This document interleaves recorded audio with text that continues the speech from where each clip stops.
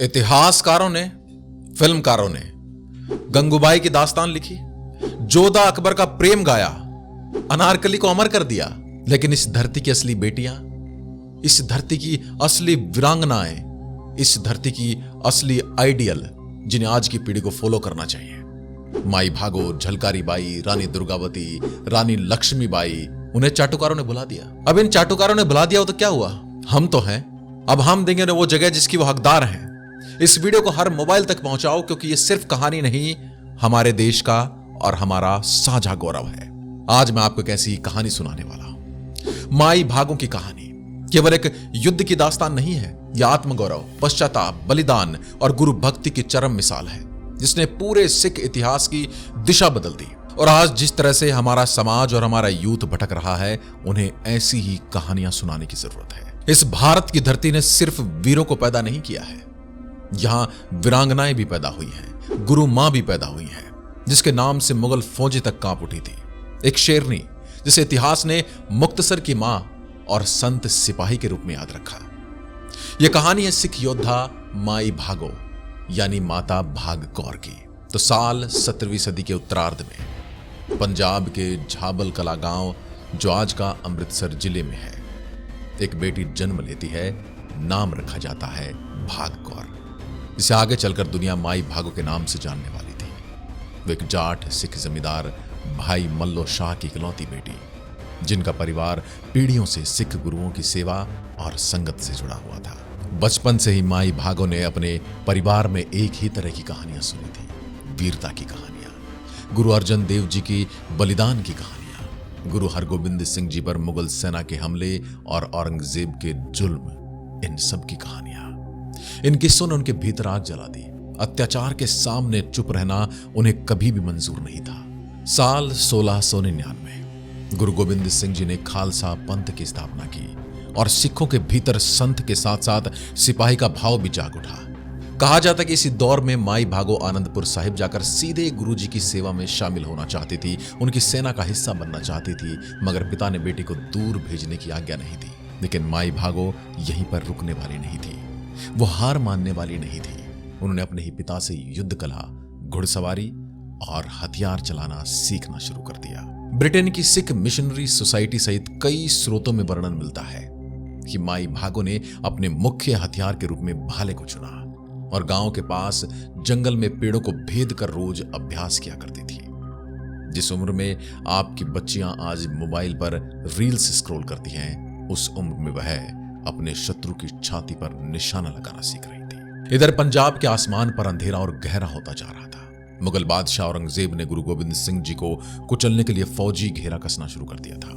साल 1704 के आसपास आनंदपुर साहिब के मुगल और पहाड़ी राजाओं की संयुक्त सेना ने महीनों तक घेरा डाले रखा। सरकारी और ऐतिहासिक रिकॉर्ड बताते कि घेराबंदी लगभग 8 महीने तक चली और रसद यानी अनाज, पानी, घास सब खत्म होने को आ गया। एक तरफ शत्रु नंगी तलवारें लिए खड़ा था और दूसरी तरफ अनाज की कमी, भुखमरी और प्यास मानो कफन बिछाए बैठी थी।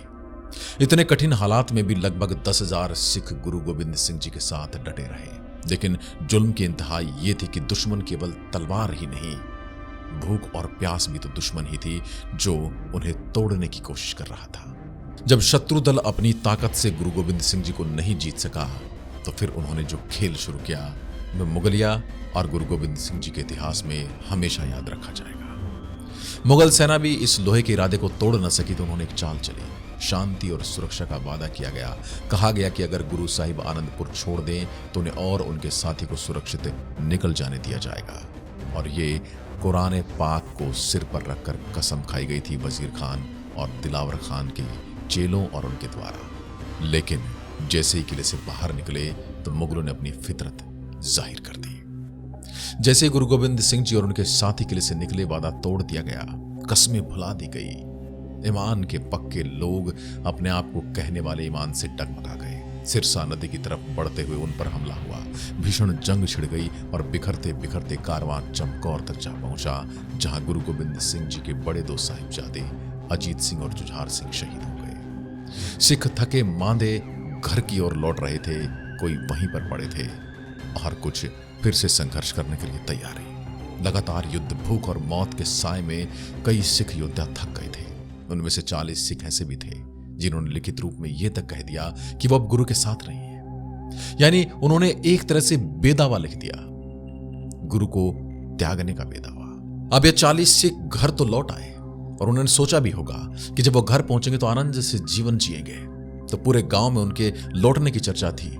गुरु संकट में है और ये उन्हें छोड़कर भाग आए। सब कोई उन्हें धिक्कार की नजरों से देख रहा था। यह बात जैसे ही माई भागो के कानों तक पहुंची, उनके अंदर का योद्धा जाग उठा और वो क्रोध से भर गई। कहा जाता है कि माई भागो ने उन 40 को इकट्ठा करके तमतमाती आवाज में कहा, तुम्हें शर्म नहीं आती? गुरु ने तुम्हारे लिए अपना घर, अपना आराम, यहां तक कि अपने बच्चों तक को बलिदान कर दिया और तुम इन्हें छोड़कर चले आए। अपनी जान बचाने के लिए उन्हें पीठ दिखाकर लौट आए। अगर तुम्हें अपनी जिंदगी से इतना ही प्यार है तो कम से कम उस कागज पर लिखे बेदावे को मिटाओ, क्योंकि यह मरने के बाद भी तुम्हारा पीछा नहीं छोड़ेगा। या तलवार उठा लो, गुरु के लिए जान दे दो, या फिर चूड़ियां पहन लो। उनकी बातों ने उन सिख योद्धाओं को अंदर तक झकझोर दिया। उनकी बातों ने सुस्ती, डर, मोह सब कुछ त्याग दिया। सब कुछ उनके भ्रम तोड़ दिए। उनके मन में पछतावे की आग इस तरह से सुलगने लगी कि उन्होंने फैसला कर लिया, वे गुरु गोविंद सिंह जी को ढूंढेंगे, उनसे क्षमा मांगेंगे और आखिरी सांस तक उनके लिए ही जिएंगे और उनके लिए ही मरेंगे। क्योंकि अब कलंक उनके जीवन पर भारी पड़ रहा था, जिसे हर हाल में उन्हें मिटाना था। इधर गुरु गोविंद सिंह जी मुगलों की पीछा करती सेनाओं से बचते हुए मालवा की ओर बढ़ रहे थे। रेतीला इलाका, पानी की कमी और चारों तरफ दुश्मन की नजर। यह वही समय था जब खिदराना की झील, जिसे बाद में मुक्तसर कहा गया, रणनीतिक रूप से सबसे महत्वपूर्ण जगह बन गई। इस इलाके में पानी का वही एक बड़ा स्रोत था और गुरु गोविंद सिंह जी भली भांति समझते थे कि अगर दुश्मन इस झील पर कब्जा कर लेगा तो हालात और भी भयानक हो जाएंगे। न सैनिकों को पानी मिलेगा और न ही घोड़ों को। माई भागो ने इन 40 सिखों के साथ वही स्थान चुना और इन सिखों ने भी वही स्थान चुना अपने उस कलंक को धोने का, क्योंकि यही वो झील थी जिसके पानी से इनके माथे पर लगा दाग मिट सकता था। खिदराना की यह झील। उन्होंने न केवल उन्हें दोबारा हथियार उठवाए बल्कि युद्ध की योजना भी बनाई कि किस तरह से कम संख्या में होते हुए शत्रु की विशाल सेना को रोका जा सकता है। आखिर वो दिन आ ही गया।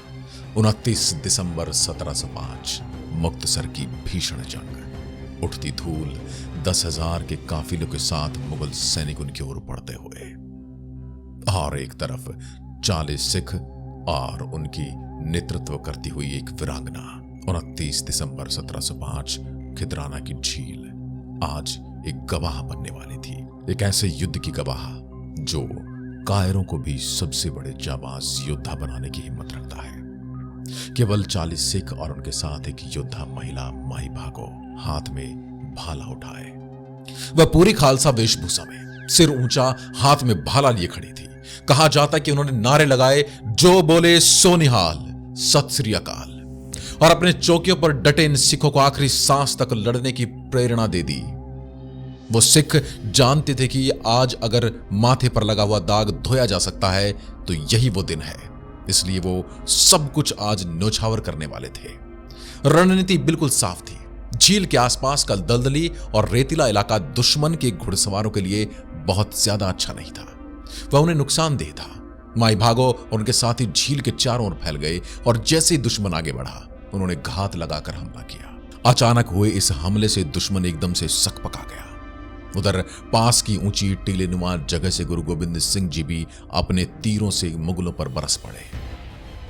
ऊपर से बरसते तीर, नीचे से 40 निडर और अपने आप को बलिदान करने के लिए तैयार माई भागो के सिपाही। दुश्मन को समझ ही नहीं आया कि वह छोटा सा जत्था इतनी ताकत कहां से ला रहा है। इस भयानक युद्ध के बाद इस युद्ध भूमि का नजारा बिल्कुल अलग था। घंटों चली इस जंग के बाद मुगल सेना, जो संख्या में कहीं ज्यादा थी, पानी तक पहुंचने में कामयाब न रही और अंततः पीछे हटने लगी। कई स्रोतों में दर्ज है कि दुश्मन अपने घायल सैनिकों तक को वहां छोड़कर भाग निकला। जब रणभूमि पर धूल बैठी और माहौल थोड़ा शांत हुआ तो नजारा देख लोगों के दिल दहलने लगे। वो 40 सिख जो कभी गुरु को छोड़कर गए थे और फिर पश्चाताप में लौटे थे, अब अपनी जान न्योछावर कर चुके थे। लगभग सभी वीरों ने शहादत पाई और माई भागो भी गंभीर रूप से घायल अवस्था में जमीन पर पड़ी थी। इतिहास कहता है कि गुरु गोविंद सिंह जी खुद रणभूमि में गए अपने शहीद सिखों के बीच घूमे, उनके माथे पर हाथ रखा। वहीं उन्हें गंभीर रूप से घायल माई भागो मिली और साथ ही अंतिम सांसें लेते हुए भाई महान सिंह, जो इन 40 का नेतृत्व कर रहे थे। शायद वो गुरुजी से कुछ कहना चाहते थे। फटी आवाज में बोलते हुए उन्होंने कहा कि गुरुदेव, आपने गोद में मेरा सिर तो रख लिया है। मैं उन 40 की गलती यानी बेदावा की माफी की अर्जी चाहता हूं। हमें माफ कर दिया जाए। गुरु गोविंद सिंह जी ने उन्हें आशीर्वाद दिया और कहा कि अब ये 40 मुक्ते हैं, यानी 40 मुक्त आत्माएं जिन्होंने अपना कर्ज चुका दिया है, भगोड़े से मुक्ते बन गए। ऐसी थी हमारी भागो माई, जो मुर्दों में जान फूकने की हिम्मत रखती थी। इस भीषण युद्ध में माई भागो बच तो गई, मगर उनका शरीर गहरे घावों से भरा था। गुरु गोविंद सिंह जी ने उनकी देखभाल करवाई। कई ऐतिहासिक स्रोत बताते हैं कि बाद में माई भागो गुरु के अंगरक्षक के रूप में उनके साथ रहने लगे। वे दमदमा साहिब से लेकर आगरा और फिर दक्षिण भारत के नांदेड़ तक गुरु की यात्राओं में उनके साथ रही। हमेशा एक सजग योद्धा की तरह, हमेशा एक ढाल की तरह, जिसे भेद कर ही गुरु जी तक पहुंचा जा सकता था, और उससे भेदना आसान नहीं। जीवन का अंतिम चरण उन्होंने कर्नाटक में बिताया। साल 1708 में नांदेड़ में गुरु गोविंद सिंह जी का ज्योति ज्योत सामना हुआ। उनके बाद माई भागो ने भी युद्ध का रास्ता छोड़कर ध्यान और तपस्या का मार्ग अपना लिया। कर्नाटक के बीदर जिले के पास जिनवारा नाम की जगह पर उन्होंने अपना अंतिम पड़ाव बनाया। यहीं पर एक छोटी सी कुटिया में साधना में डूबी हुई वे लंबे समय तक रही। माना जाता कि उन्होंने लंबी आयु पाई, लेकिन उनका सही निधन वर्ष इतिहास में पक्के तौर पर दर्ज नहीं है। जहां कभी उनकी कुटिया थी, वहीं आज गुरुद्वारा तप स्थान माई भागो स्थित है। जहां आज भी श्रद्धालु माथा टेकते हैं, उस वीरांगना को याद करते हैं जिसने अकेले दम पर इतिहास की दिशा बदल दी। आज हमारी बच्चों को ऐसी वीरांगनाओं के दर्शन और उनकी कहानियों से परिचय कराने की जरूरत है। मुक्तसर साहिब, जहां आज भी माघी मेला लगता है, जिस खिदराना की झील पर यह जंग लड़ी गई, वहीं आज भी मुक्तसर साहिब के नाम से जानी जाती है, यानी मुक्ति का सरोवर। पंजाब सरकार और स्थानीय दस्तावेज बताते हैं कि गुरु के आशीर्वाद के बाद इस जगह का नाम ही बदलकर मुक्तसर पड़ गया। हर साल माघी के दिन यहाँ विशाल मेला लगता है, माघी जोड़ मेला। दूर दूर से लोग यहाँ आते हैं, पवित्र सरोवर में स्नान करते हैं और उन 40 मुक्तों में माई भागो को नमन करते हैं, जिनके बलिदान ने पूरे पंथ को नई ऊर्जा दी। आज के समाज को नई ऊर्जा की सख्त आवश्यकता है, और वो मिलेगी हमारे ऐसे ही आइडियल से, हमारे ऐसे ही हीरोज से, जिन्होंने सच में इस देश, इस धर्म और इस समाज के लिए कुछ किया है। न कि वो लोग जो समाज के आइडियल कहलाते हैं और उसके बाद समाज को नशे और धूम्रपान की ओर ले जाते हैं। इतिहास की किताबों में शायद उनका नाम उतना बड़ा नहीं लिखा जितना होना चाहिए था, लेकिन सिख परंपरा में माई भागो केवल एक योद्धा नहीं, एक संत सिपाही हैं, जो ये सिखाते हैं कि गुरु, धर्म और सच के साथ खड़ा होना केवल पुरुषों का काम नहीं। औरत भी भाला उठा सकती है, फौज का नेतृत्व कर सकती है और अपनी कौम की ढाल बन सकती है। वह भगोड़ों को शूरवीर बना सकती है। ये बताया माई भागो ने। ये थी माई भागो, वो वीरांगना जिसने 40 भगोड़ों को 40 मुक्ते बना दिया और खुद इतिहास के पन्नों पर अमर हो गई। हमारी बच्चियों को गंगूबाई के कपड़े पहनकर डांस करने की जरूरत नहीं है, उन्हें माई भागो जैसा शक्तिशाली और प्रभावशाली व्यक्तित्व अपनाने की जरूरत है। जय हिंद, जय भारत।